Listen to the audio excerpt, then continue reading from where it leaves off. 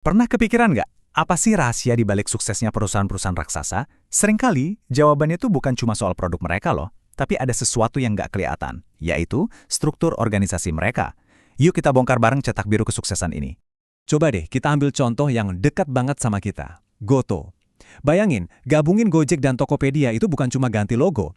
Itu artinya menyatukan ribuan karyawan, dua sistem yang benar-benar beda, dan dua budaya kerja yang unik. Wah, itu kan resep buat kekacauan ya. Tapi kok mereka bisa mengubah potensi kaos itu jadi satu kekuatan terpadu? Nah, disinilah kita akan menemukan jawabannya. Oke, biar gampang, perjalanan kita kali ini bakal kita bagi jadi 4 bagian. Kita mulai dari definisi dasarnya, lanjut ke sejarahnya, terus kita bedah dalamannya, dan terakhir kita lihat gimana cara ngelola perubahan dan tim. Langsung aja kita mulai ya. Oke, kita masuk bagian pertama. Jadi apa sih sebenarnya pengorganisasian itu? Kita mulai dari fondasinya dulu. Gampangnya gini, pengorganisasian itu soal kejelasan. Ini adalah proses buat nentuin siapa ngerjain apa, siapa lapor ke siapa, dan yang paling penting, gimana caranya semua bagian yang beda, misalnya tim marketing sama tim engineering, bisa ngobrol dan kerja bareng buat mencapai satu tujuan yang sama.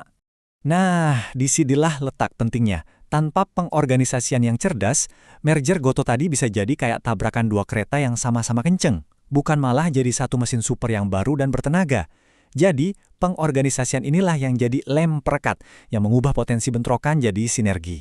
Tapi, cara orang mikirin soal struktur organisasi itu nggak gitu-gitu aja loh. Ide ini tuh berevolusi seiring waktu. Yuk kita jalan-jalan singkat, dari zaman pabrik yang kaku banget, sampai ke era startup teknologi yang serba cepat kayak sekarang. Dulu banget, orang lihat organisasi itu kayak mesin. Pokoknya harus efisien, aturannya ketat, hierarkinya jelas, titik. Tapi lama-lama orang sadar, di dalam mesin ini kan ada manusianya. Nah, dari situ muncul pandangan baru, yaitu pandangan neoklasik yang lebih fokus ke manusianya, motivasi, ide-ide, dan kebutuhan mereka, karena inilah bahan bakar utamanya. Contoh paling keren itu Toyota, lini produksinya. Wah, itu efisiensi klasik banget, presisi kayak mesin. Tapi kekuatan mereka yang sebenarnya datang dari mana? Dari ide-ide karyawannya yang kita kenal sebagai Kaizen. Ini pendekatan neoklasik banget. Jadi, mereka itu kayak mesin yang ditenagai oleh inovasi manusia. Keren kan? Terus, muncul lagi sebuah terobosan. Gimana kalau ternyata nggak ada satupun desain organisasi yang paling benar? Nah, inilah yang disebut pendekatan situasional. Struktur yang pas itu ya tergantung situasinya. Apa yang cocok buat startup bisa jadi malah menghancurkan perusahaan manufaktur raksasa. Coba kita lihat bedanya. Startup kayak Ruang Guru butuh gerak lincah dan cepat, makanya strukturnya datar aja, gak ribet. Sebaliknya, Unilever dengan ribuan produk di seluruh dunia, ya jelas butuh desain yang lebih kompleks buat ngatur semuanya. Jadi konteks itu segalanya. Oke, jadi di zaman sekarang gimana bentuk adaptasinya? Nah, ada satu model yang super terkenal dari raksasa streaming musik. Ya, Spotify. Spotify itu benar-benar ngerombak aturan main. Nggak ada lagi tuh hierarki kaku. Mereka punya yang namanya squad, tim-tim kecil yang independen, kayak startup mini di dalam perusahaan. Mereka bebas berinovasi, bebas gerak cepat. Cocok banget buat dunia digital yang perubahannya secepat kilat.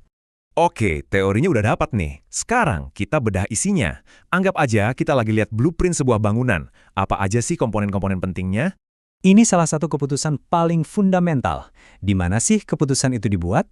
Kalau sentralisasi, semua keputusan penting datangnya dari atas. Ini bagus buat jaga konsistensi dan kontrol. Sebaliknya, desentralisasi itu ngasih wewenang ke bawah. Ini bikin perusahaan lebih gesit dan memberdayakan karyawan. Tapi risikonya bisa nggak konsisten. Terus, mana yang lebih bagus? Jawabannya, seringkali bukan salah satu, tapi keduanya. Lihat aja McDonald's. Strategi inti dan menu global mereka itu terpusat. Tapi, mereka cukup cerdas buat ngasih fleksibilitas di tingkat lokal. Makanya di Indonesia ada ayam pedas dan nasi. Nah, itu contoh canggih gimana mereka menggabungkan keduanya. Ada 2 pertanyaan penting lagi nih dalam desain organisasi. Pertama, satu manajer idealnya megang berapa orang sih? Itu namanya rentang kendali. Kedua, gimana cara kita ngelompokin tim? Apa semua marketing dikumpulin jadi satu, atau kita bikin tim khusus untuk setiap produk? Kalau Apple, mereka memilih buat ngelompokin berdasarkan produk. Jadi ada tim khusus iPhone, tim khusus Mac, dan tim khusus layanan. Kenapa? Biar fokusnya dalam banget. Setiap tim bisa jadi ahli di produknya masing-masing, sambil tetap selaras dengan visi besar perusahaan di pusat. Tapi, blueprint secanggih apapun nggak akan guna kalau kaku. Dunia kan terus bergerak. Dan yang paling penting, struktur itu diisi oleh manusia, oleh tim. Jadi, gimana caranya kita mengelola perubahan dan dinamika tim di dalamnya? Ada model klasik dari Kurt Lewin yang gampang banget diingat. Bayangin es batu. Kalau kita mau ngubah bentuknya, apa yang harus kita lakuin? Pertama, unfreeze atau kita cairkan dulu, kita goyahkan kebiasaan lama. Kedua, change. Kita ubah airnya jadi bentuk baru. Terakhir, dan ini yang paling penting, refreeze. Kita bekukan lagi kebiasaan baru itu biar jadi permanen. Bayangin sebuah pabrik yang mau beralih ke robot. Nggak bisa kan tiba-tiba robotnya dipasang gitu aja? Manajer harus unfreeze dulu, jelasin manfaatnya biar karyawan nggak takut. Terus change, kasih pelatihan ke karyawan. Dan terakhir, refreeze, rayakan keberhasilannya dan jadikan itu cara kerja yang baru. Ini soal menuntun orang melewati perubahan, bukan cuma memaksakannya. Nah, di dalam struktur apapun, pekerjaan itu seringkali dilakukan oleh tim. Tim itu punya kekuatan yang luar biasa. Idenya bisa lebih kaya, motivasi lebih kuat.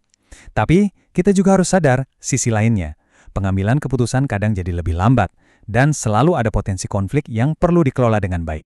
Dan ketika tim dikelola dengan benar, hasilnya bisa fenomenal. Lihat aja Google, produk ikonik mereka seperti Gmail dan Maps itu nggak lahir dari satu departemen aja. Mereka adalah hasil kolaborasi sengit antara insinyur, desainer, dan pemasar. Ini bukti nyata bahwa perspektif yang beragam bisa memicu inovasi yang luar biasa. Jadi, apa aja yang bisa kita bawa pulang dari obrolan kita? Pertama, struktur itu ada untuk melayani tujuan. Kedua, cara pandangnya udah berubah dari mesin jadi sistem manusia yang adaptif. Ketiga, setiap desain itu pasti ada pertukaran antara kontrol dan fleksibilitas. Dan terakhir, struktur terbaik pun nggak ada artinya kalau kita nggak bisa mengelola perubahan secara efektif. Sebagai penutup, saya mau lempar pertanyaan ini ke Anda. Dengan semua yang udah kita bahas, dari mesin klasik sampai squad yang lincah, menurut Anda, struktur organisasi seperti apa sih yang bakal mendominasi dekade mendatang? Jawabannya, mungkin sedang dibangun di garasi atau ruang rapat saat ini. Terima kasih telah menyimak.